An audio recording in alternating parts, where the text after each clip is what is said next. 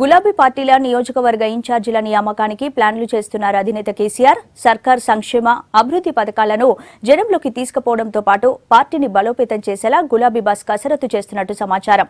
Party బలంగా లేని కాడ సీనియర్లకు బాధ్యతలు అప్పగిస్తారని తెలుస్తుంది.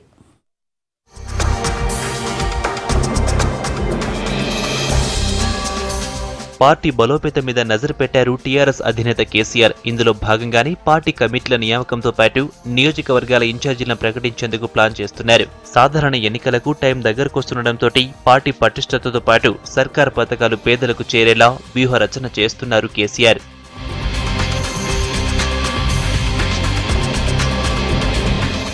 తొందరలోనే నియోజకవర్గాల ఇన్ఛార్జీల నియమించేందుకు కసరత్తు జరుగుతోంది. పార్టీ ఎమ్మెల్యే లేని కాడ పార్టీ బలంగా లేని నియోజకవర్గాలలా సీనియర్ లీడర్లకు బాధ్యతలు అప్పగిస్తారని తెలుస్తోంది. ఎమ్మెల్యేల పనితీరు బాగా లేని కాడ 2 నియోజకవర్గ ఇన్ఛార్జీలు నియమిస్తారని సమాచారం.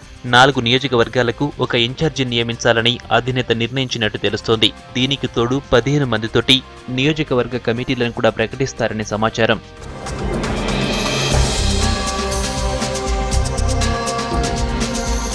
జిల్లా స్థాయిలో 2 కన్వీనర్లను నియమిస్తారని సమాచారం. వీళ్లంతా రాష్ట్ర కమిటీతో కలిసి పనిచేయనున్నారు. ఈ పరిశీలకులంతా క్షేత్రస్థాయి పరిస్థితులను ముఖ్య నేతలకు చెప్పేలా ఏర్పాట్లు చేస్తున్నారు. స్థానికంగా పార్టీని బలోపేతం చేయడంతో పాటు సొంత పార్టీ నేతల పనితీరును ఎప్పటికప్పుడు రాష్ట్ర నేతలకు చెప్పనున్నారు. ఇంకోవైపు ప్రతిపక్ష వ్యూహాలను కూడా పార్టీ హైకమాండ్కు చెప్పే పనిని అప్పగించాలని అధినేత చూస్తున్నట్టు సమాచారం.